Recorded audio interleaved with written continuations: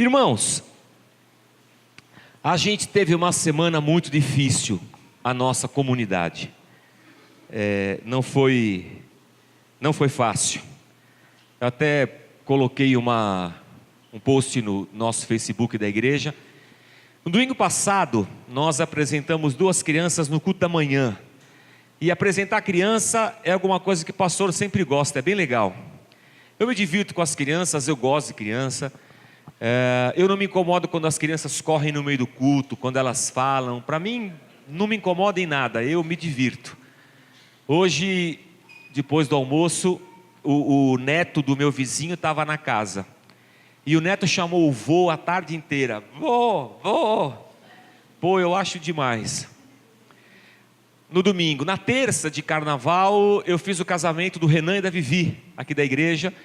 Foi o 5º casal de 6 do nosso curso de noivos que se casaram. Só falta mais um casal agora para maio, o Caio e a Nive. Então domingo eu tinha apresentado as crianças, na terça fiz o casamento. Pô, legal, o casamento é tão gostoso quanto apresentar criança. É uma festa, a gente celebra, a gente brinca, a gente se alegra. A gente celebra a vida, a gente celebra a esperança, a gente celebra a continuidade e a bênção de Deus. Aí na terça-feira eu estava em casa, tocou meu telefone, era o celular do Marcão que eu tenho registrado. E era o filho dele chorando, dizendo que ele havia acabado de falecer no hospital com um infarto fulminante. Ele tinha só 52 anos de idade. A Gabi, que é do nosso departamento de adolescentes, a filha dele mais nova, acabou de passar na faculdade de odontologia. E aí a gente correu para o hospital, estava no hospital ainda. Uma coisa assim, que a gente não consegue explicar, mas que todos nós estamos sujeitos. Aí aquela coisa de liberação do corpo na terça, na quarta de cinzas, e na quinta-feira a gente passou pelo velório e o enterro no final da tarde de quinta-feira. Aí assim, a gente fica muito reflexivo quando a gente se depara com a morte, com a finitude. A gente reflete mais quando a gente se depara com o imponderável. Quando a gente se depara com a certeza de que não somos senhores de nada. Não mandamos, não ordenamos, não reinamos. É aí que a gente percebe que a gente é passageiro. Somos servos e não senhores.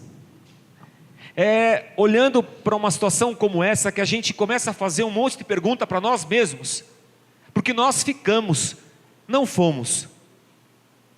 A gente começou uma música errado aqui, parou, vamos começar de novo. Mas a morte não é assim. A morte não dá para começar de novo. Não aqui. Na glória dá, mas aqui não dá mais. A gente veio estudando o livro de Gálatas, e eu não consegui meditar no livro de Gálatas, no texto dessa semana, sem que esses acontecimentos bombassem na minha mente. E eu só encontrei sentido em continuar as palavras de Gálatas, colocando essa situação dentro do estudo dessa semana. E é isso que eu vou tentar fazer. Na verdade, eu compartilhei com o pessoal na igreja aqui de manhã.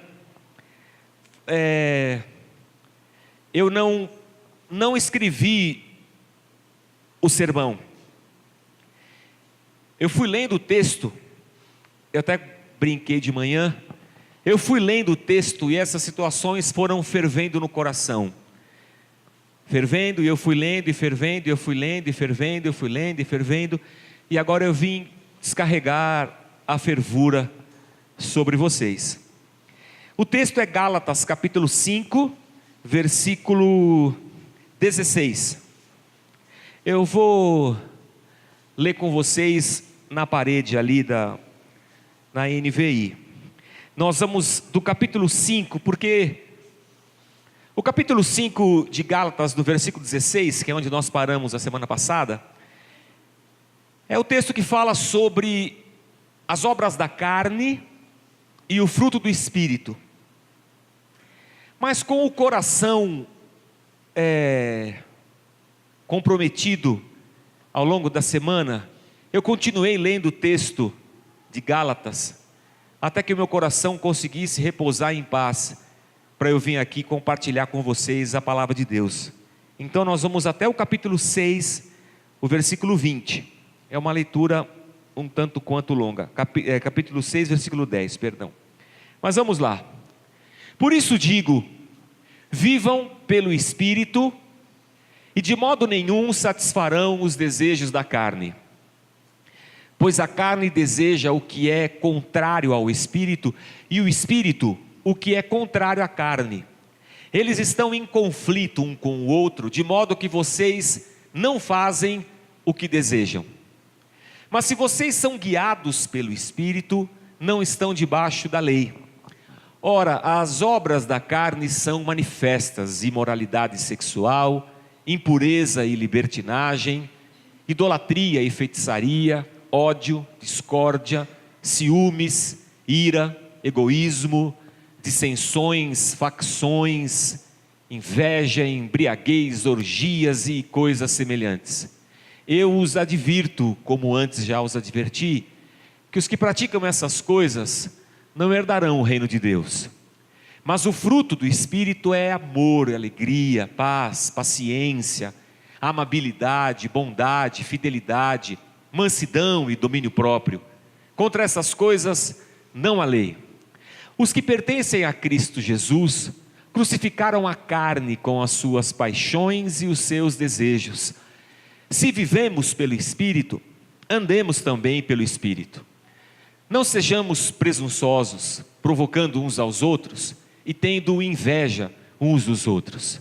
Irmãos, se alguém for surpreendido em algum pecado, vocês que são espirituais deverão restaurá-lo com mansidão. Cuide-se, porém, cada um, para que também não seja tentado. Levem os fardos pesados uns dos outros, e assim cumpram a lei de Cristo. Se alguém se considera alguma coisa, não sendo nada, engana-se a si mesmo. Cada um examine os próprios atos, e então poderá orgulhar-se de si mesmo, sem se comparar com ninguém, pois cada um deverá levar a própria carga. O que está sendo instruído na palavra, partilhe todas as coisas boas com quem o instrui. Não se deixe enganar, de Deus não se zomba, pois o que o homem semear, isso também colherá. Quem semeia para a sua carne, da carne colherá destruição. Mas quem semeia para o Espírito, do Espírito colherá a vida eterna. E não nos cansemos de fazer o bem, pois no tempo próprio colheremos, se não desanimarmos. Portanto, enquanto temos oportunidade, façamos o bem a todos, especialmente aos da família da fé. Amém. Senhor, o Senhor conhece o nosso coração, as nossas limitações, o Senhor conhece o nosso pecado, e o Senhor conhece a cada um de nós que estamos aqui nessa noite.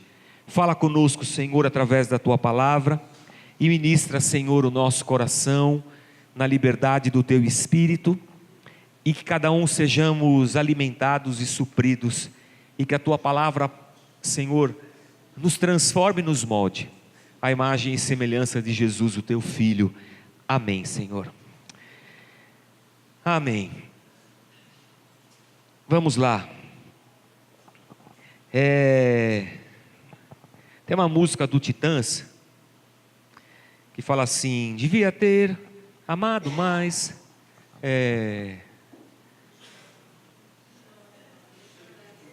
curtido mais, ter visto o sol se pôr, devia ter beijado mais minha mulher, devia ter abraçado mais meus filhos, eu devia ter passeado mais de carro, eu devia ter esquentado menos a cabeça, eu devia ter corrido descalço pela grama, eu devia ter andado de mão dada no shopping com a minha mulher, ela gostava tanto, eu devia ter comprado, enchido os bolsos de bala e dado para as crianças na rua. Eu devia ter feito mais coisas. É sempre diante da morte que a gente é confrontado com o tipo de vida que nós temos. É sempre diante da finitude da vida que a gente começa a ponderar sobre o quanto a nossa vida realmente tem sido uma vida abundante. O quanto realmente somos felizes no casamento, felizes no serviço a Deus na igreja, felizes na vida profissional. O quanto a gente realmente tem colocado dons a serviço do corpo de Cristo. É diante da morte que a gente se faz tantas perguntas e a gente se questiona. E essa palavra do apóstolo Paulo, ela é interessante porque ela faz um retrato da nossa existência humana. E ela diz assim para nós, Paulo não está falando de crente mais espiritual ou de menos espiritual. Paulo não está falando de crente que foi batizado com o Espírito Santo, crente que não foi batizado com o Espírito Santo. Paulo não está falando de crente dessa denominação ou daquela denominação. Paulo está falando de todo ser humano que um dia entregou a sua vida e se rendeu aos pés de Cristo e confessa Jesus Cristo como o Senhor da sua vida. Acredito eu que no momento em que o ser humano confessa Jesus Cristo e ele é alcançado pela graça e pela misericórdia de Deus, o Espírito Santo de Deus entra nessa vida. Acredito que esse seja o momento do batismo com o Espírito Santo de Deus, o momento em que a pessoa confessa a Cristo. E o que Paulo está dizendo para nós, seja a tua teologia qual for com relação ao batismo com o Espírito Santo, o que Paulo está dizendo para nós é que dentro desse ser humano há uma guerra, há um conflito, porque ele tem uma natureza que é humana, carnal. No texto grego ele vai chamar de carne mesmo, sarx, é a nossa carne humana, que luta contra um ser que nasceu dentro do ser humano, uma nova criatura, que foi gerada pelo Espírito Santo de Deus, e essas duas naturezas brigam entre elas. Esse é o conflito que nós travamos ao longo de toda a nossa carreira cristã. Estamos em luta, estamos em guerra. E nesses momentos de reflexão, de morte, a gente às vezes para um pouco para pensar qual dessas criaturas tem prevalecido dentro de nós. A discussão é de Paulo com os Gálatas, porque os cristãos da Galácia aceitaram a Cristo, se converteram, e de repente judaizantes estavam tentando convencer os cristãos novos de que eles precisavam se circuncidar e obedecer alguns quesitos judaicos para que eles pudessem ser aceitos por Deus. A questão é diante da obra gigantesca de Cristo na cruz e de tamanha salvação, aquela igreja estava sendo contaminada por uma coisa tão pequena, por uma lei judaica lá do Velho Testamento.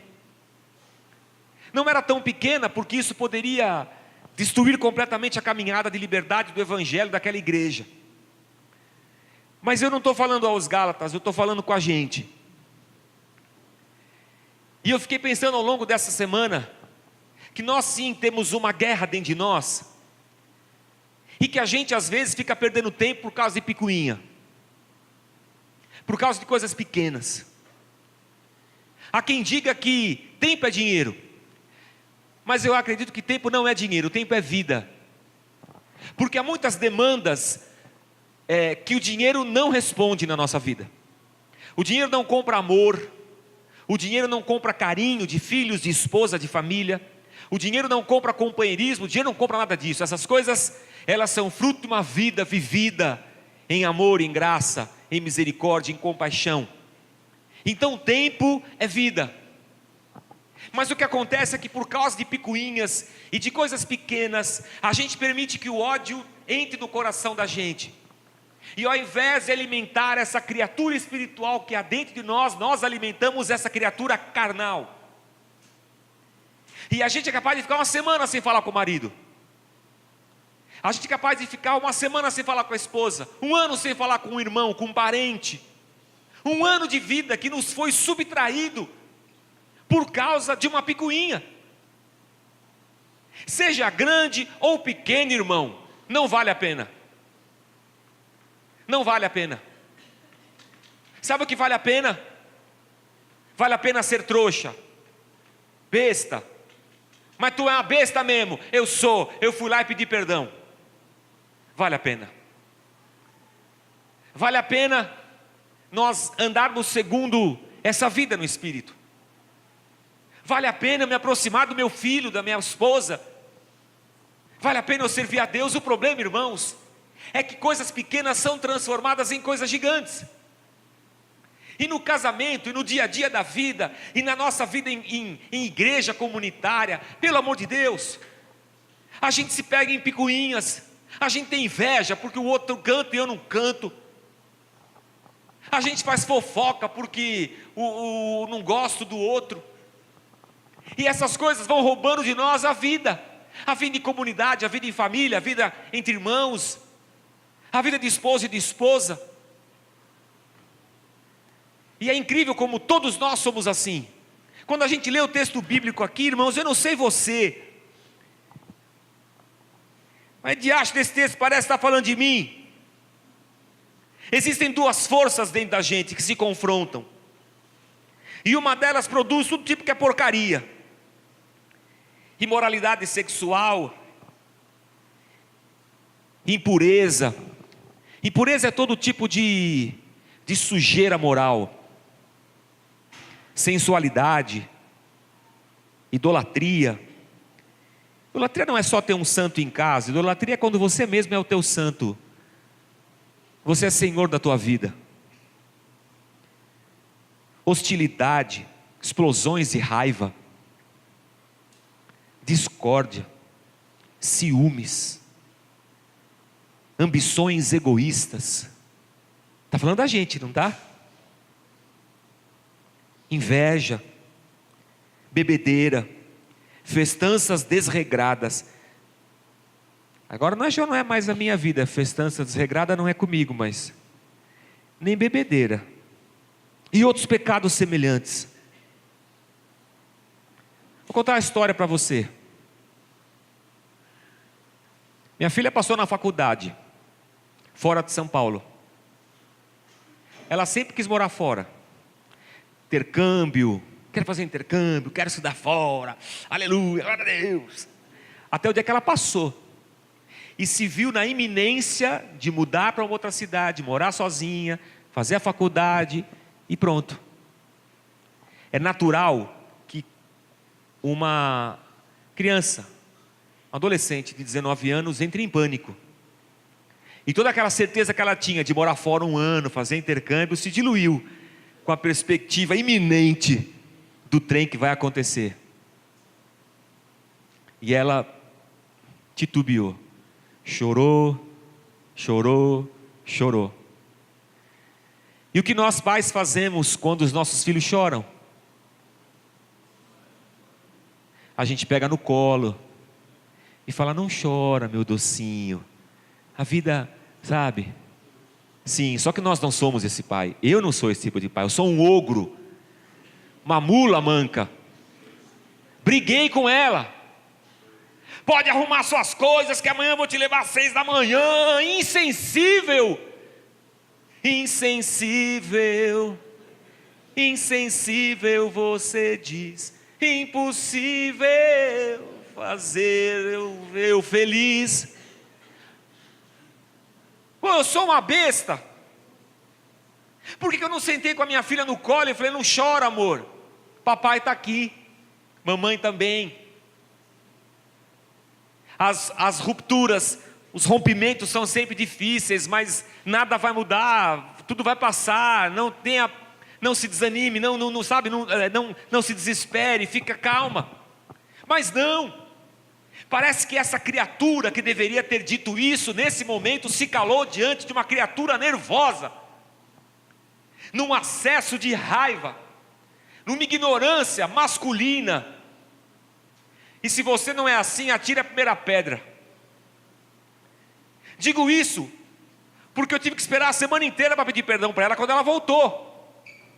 Papai é um ogro, filha. Desculpa.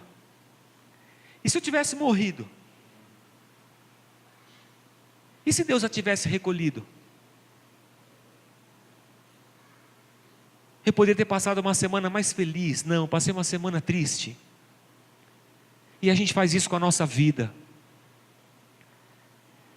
A gente, por causa de picuinhas, a gente mata as coisas. É pai que não fala com filho, é filho que não fala com o irmão, é gente que não se dá na igreja. É o nosso coração com rampantes de ódio. É uma imoralidade sexual que a gente não sabe de onde vem. É um desejo interior gigantesco por acessar sites pornográficos. É alguma coisa que parece que domina o ser humano por dentro. E a questão é que essas duas criaturas estão aí. E a que você alimentar mais é a que vai crescer mais dentro de você. Esse texto está falando da gente, irmãos, que diante da finitude da vida nos perguntamos: que criatura é maior dentro de mim? Quanto de vida eu tenho desperdiçado por causa de raiva, de ciúme, de ódio, de egoísmo? Quanto de vida eu tenho desperdiçado porque Deus não tem sido o Senhor da minha vida? Eu mesmo tenho sido o Senhor da minha vida. Eu sou um idólatra. Eu me amo. Eu me amo, eu me amo, não posso mais viver sem mim. Essa música é evangélica, irmãos. Ela traduz toda a nossa essência. Eu me amo. Eu me amo. Quando eu chego na igreja, eu me amo tanto, que se a igreja não tiver ar-condicionado, eu não quero ir mais lá. Se essa igreja não me atender e não me satisfizer, eu não quero mais ir lá. Eu não quero servir na igreja, eu quero ser servido, porque eu me amo. Eu me adoro, Senhor, faça a minha vontade, assim na terra como nos céus. Eu sou um idólatra. É isso que Paulo está dizendo para a gente, que a gente tem uma guerra interior. Só que, enquanto essa guerra está andando, Paulo faz uma comparação tremenda, porque ele fala que o que tem dentro da gente também é a ação do Espírito Santo de Deus. E para essa ação do Espírito Santo, ele vai chamar que há um fruto. E o fruto é incrível porque o fruto não é um negócio imediato. O fruto é um trem que demora para vir. Ele não acontece assim. Você planta a semente fica lá dentro da terra, você não vê. Passou uma semana, duas, um mês, às vezes um ano, você não vê o trem lá. Até aquela árvore crescer, até aquele fruto surgir, passou um tempão. E a gente às vezes não tem paciência de esperar no nosso irmão que o fruto se manifeste. A gente já sai acusando, julgando, fofocando, fazendo todo tipo de barbaridade. Mas o que Paulo diz também é que se é um fruto, e se é do Espírito e não nosso, é o fruto do Espírito, e se o Espírito está dentro de nós, então ele vai acontecer, irmão. E não é por mérito nosso, ele vai acontecer, porque ele é do Espírito de Deus. E isso eu entendo que é uma graça incrível. Em meio a essa luta que a gente vive, em meio a essa força da nossa carne, você saber que Deus está dentro de você, produzindo um fruto, é algo maravilhoso. E é um fruto só que Paulo chama, não são vários frutos, é um só. E esse fruto sozinho, ele tem várias características, de amor, de alegria, de paz, de paciência, de amabilidade, de bondade, fidelidade, tantas coisas. É um fruto só. Há algumas características dessas que nós temos assim, geneticamente, são nossas. Não confunda elas com o fruto do Espírito. O fruto do Espírito é esse pacote que vai acontecendo dentro da gente, a gente não percebe na nossa caminhada cristã. E que chega uma hora que você não age como um ogro com a sua filha. Você a põe no colo e você percebe: puxa vida, eu não faria isso se não fosse Deus. Foi Deus que, olha. E alguém está do seu lado e fala assim: meu, você mudou, hein? Rapaz, não esperava que você falasse isso. É porque alguma coisa dentro de nós se movendo. Mas pastor, é assim à toa? É sozinho? Não, não é bem sozinho. Porque o texto vai dizer assim para nós, no verso 24: aqueles que pertencem a Cristo. Ou seja, é o pertencimento a Cristo que coloca dentro de nós o Espírito. Por isso que essa guerra não acontece em todo mundo lá fora. Essa guerra é só daquele que crê em Cristo para a vida eterna. É só dentro dele que esse negócio bate. E ele fala mais ainda no texto: aqueles que pertencem a Cristo crucificaram as paixões e os desejos de sua natureza humana. Crucificaram. A questão é que nós pertencemos a Cristo, só que nessa guerra diária a gente precisa crucificar essa nossa criatura humana e carnal. E essa é uma luta diária de cada um de nós, que diante da finitude, da morte, a gente olha e fala: meu Deus, eu sou uma pessoa odiável. É diante de situações como essa que a gente para um pouco para refletir e pensar: puxa vida, o que eu tenho feito da minha vida? Eu não tenho crucificado a minha natureza, eu estou levando a minha vida, não vai dar valsa. Mas uma vez que vivemos pelo Espírito, diz o verso 25, sigamos a direção do Espírito. E deve haver dentro de nós essa disposição de nós seguirmos a Deus, seguirmos o Espírito Santo do Senhor. Esse é o convite do Pai para a nossa caminhada. E eu continuei lendo o texto porque ele começa o capítulo 6. Irmãos, se alguém for vencido pelo pecado, se alguém for vencido pelo pecado, o que Paulo está dizendo para nós, e o que eu penso disso, é que nós somos vencidos várias vezes, em vários dias, em várias circunstâncias. Nós somos uma igreja evangélica, mas nós somos um bando de porcaria, irmãos. Desculpa a tamanha sinceridade, mas nós somos uma tranqueira ambulante. Nós briga no trânsito, nós briga com a esposa, nós briga com os filhos, nós bate quando está bravo, nós reclama, nós briga com o cara da TIM, da Claro, a gente briga com o telemarketing, depois você solta os cachorros, com o cara da NET, porque o cara te fecha no trânsito, você fala palavrão. A gente tem um monstro dentro da gente, e a gente cai. A roça, irmãos, é quando a gente cai, a igreja é o ambiente mais maravilhoso do mundo, para a gente ser execrado quando caiu. Que aleluia, como eu gosto de ver o irmão caído, porque eu vou lá e faço uma fofoca, e eu me sinto tão contente com a fofoca, que coisa boa que é fofocar. Eu fofoco, eu acuso, eu meto pau, se puder eu puxo o tapete, que aí eu já vou assumir um cargo aí melhor na igreja. Como essa natureza nossa grita o tempo inteiro, mas Paulo fala assim: irmão, se alguém for vencido por algum pecado, cara, ajuda. E você que está ajudando, cuidado para não cair também.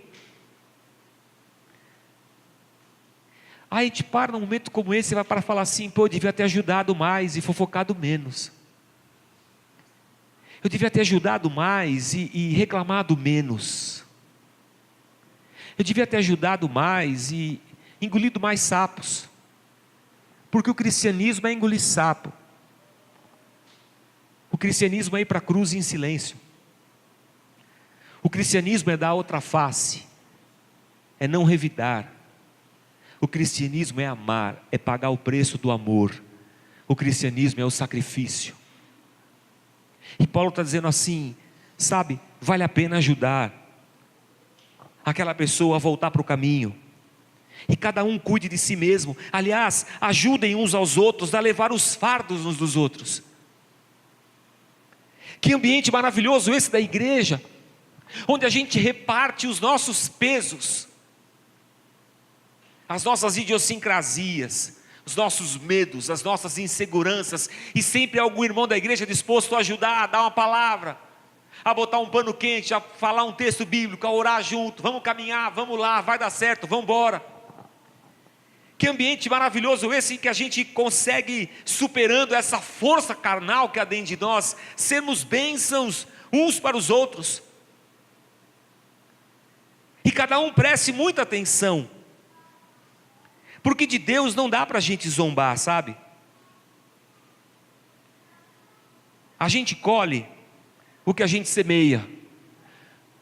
Lelo, capítulo 6, versículo 8, nova tradução na linguagem de hoje. Se plantar no terreno da sua natureza humana, desse terreno colherá a morte. Porém, se plantar no terreno do Espírito de Deus, desse terreno colherá a vida eterna. Achei muito interessante como a nova tradução na linguagem de hoje traz esse versículo para nós. E a pergunta para a gente é: em qual terreno a gente tem semeado? Qual dessas duas criaturas tem sido alimentadas no nosso interior? É diante da morte que a gente faz essa pergunta para nós. Mas quando a gente planta no terreno do Espírito, o texto vai dizer: se a gente não se cansar de fazer o bem, no tempo certo, nós vamos ter uma colheita boa. É só a gente não desistir, que o Senhor vai nos abençoar. A Paula, esposa do Marcão, falou assim: pastor, 32 anos que a gente estava casado.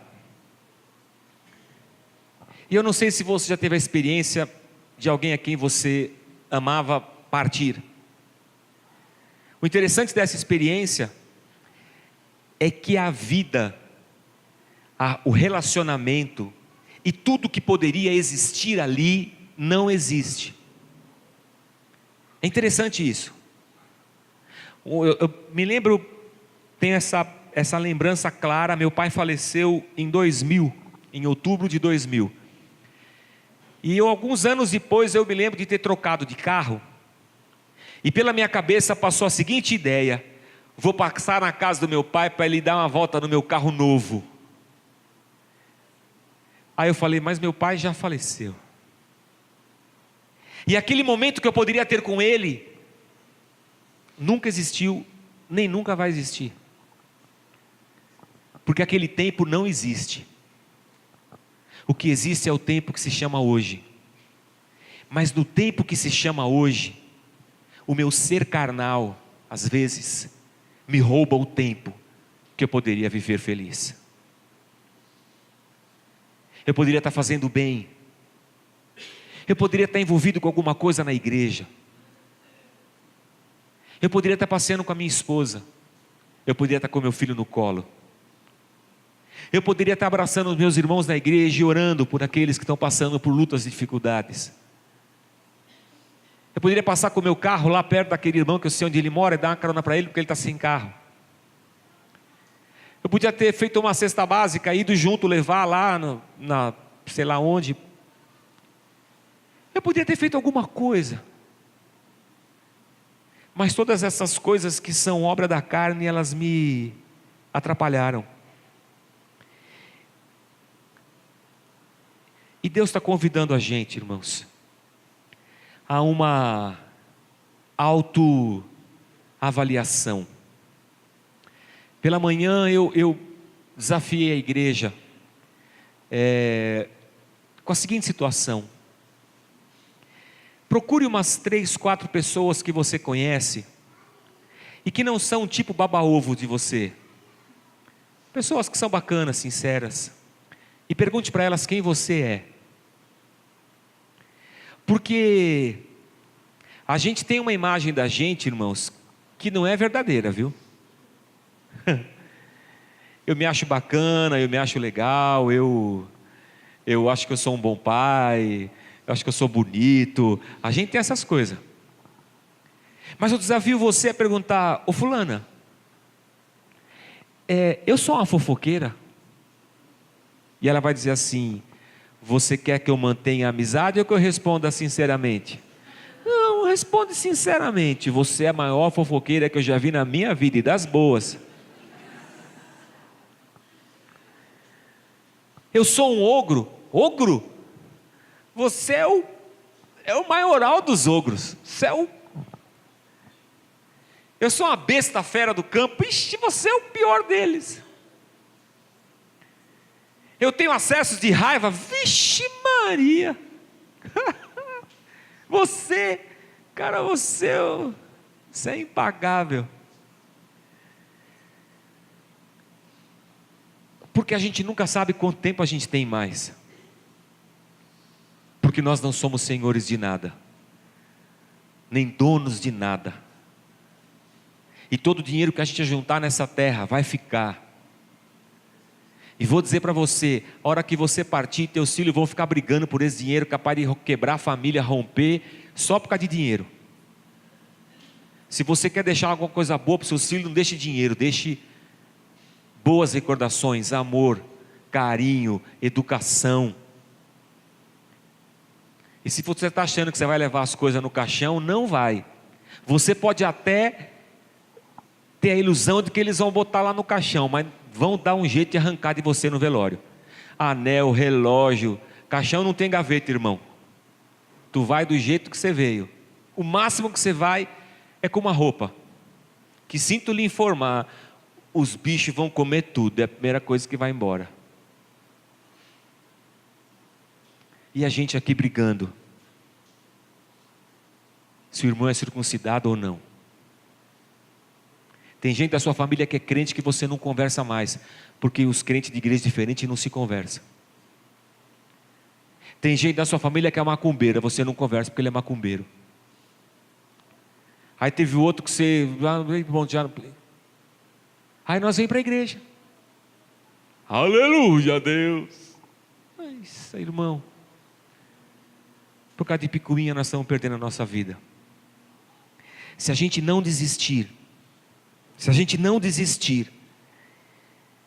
e sempre fizermos o bem, no devido tempo, nós vamos colher.